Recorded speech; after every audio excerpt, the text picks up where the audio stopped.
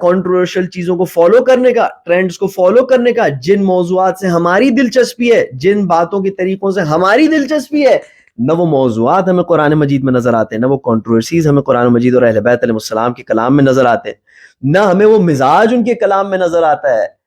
تو عزیزان گرامی لہٰذا ہم ان سے دور رہتے ہیں۔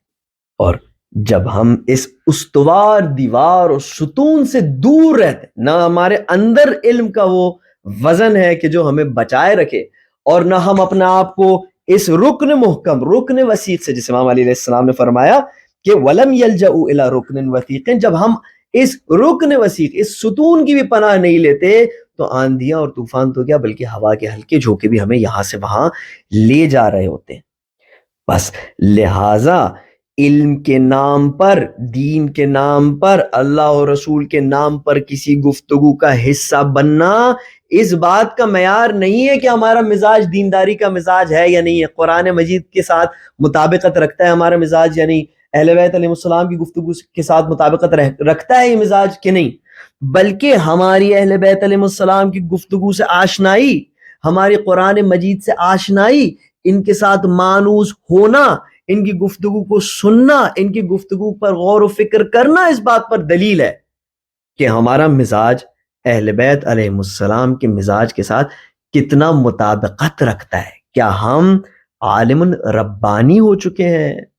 یا ہم متعلم علی سبیل النجات ہیں، لیکن پھر بھی ہمیں سیف سجادیہ سے اور دعائے کمیل سے اور دعائے ابو حمزہ شمالی سے اور دعائے رفع امام حسین علیہ السلام سے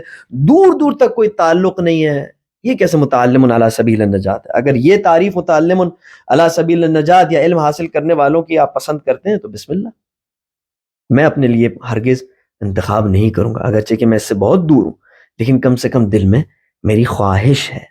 بس فعالم ربانی نہیں ہوئے، ایک گروہ ختم ہو گیا، ہم اس میں تو نہیں۔ متعلم علی سبیل النجات، جو قرآن مجید سے مانوسیت رکھتے ہیں، جو دلچسپی رکھتے ہیں، مبارک ان کو، قطعاً متعلم علی سبیل النجات۔ جو اہل بیت علیہ السلام کی خاص کر کے ان کلمات سے، جو کہ عبادت، جو کہ ہدف خلقت ہے، ان سے تعلق رکھتے ہیں، ان کو بھی مبارکباد ہو۔ لیکن بچتا ہے وہ گروہ جو ہمج الرعا ہے، وہ صرف اور صرف دوسروں کے ڈیسیشنز پر یہاں سے وہاں جاتا ہے، جو اتباع کل ناعق، وہ خود ڈیسائیڈ نہیں کرتا گروہ کہ ہمیں کس جہت میں جانا ہے، ہمیں کیا بات سننی ہے، ہمیں کس چیز پر غور و فکر کرنا ہے، بلکہ وہ کسی ناعق کا، کسی چرواہے کا منتظر رہتا ہے کہ جو ان کو گائیڈ کرے اور ان کو لے جائے، اور اسی چیز میں وہ کیف و لذت محسوس کرتا ہے۔ ایسے گرامی، یہ وہ پہلا مطلب ہے جو میں آپ کی خدمت میں عرض کرنا چاہ رہا تھا، کہ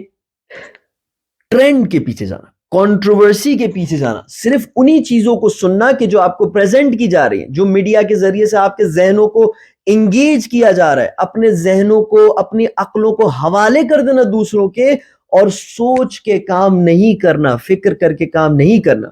اور اہل بیت علیہ السلام کے عبادی اور توحیدی اور دعائیہ کلمات سے بالکل اجنبی ہونا، اور قرآن مجید کی گفتگو سے بالکل اجنبی ہونا، یہ سب اس بات کی نشانی ہے کہ ان تین گروہوں میں سے، فعالم ربانی میں سے ہم نہیں ہیں، متعلم علی سبیل النجات میں سے ہم نہیں ہیں، بلکہ جو گروہ ہمارے لیے بچتا ہے، خاص کر کے میرے لیے، وہ ہمج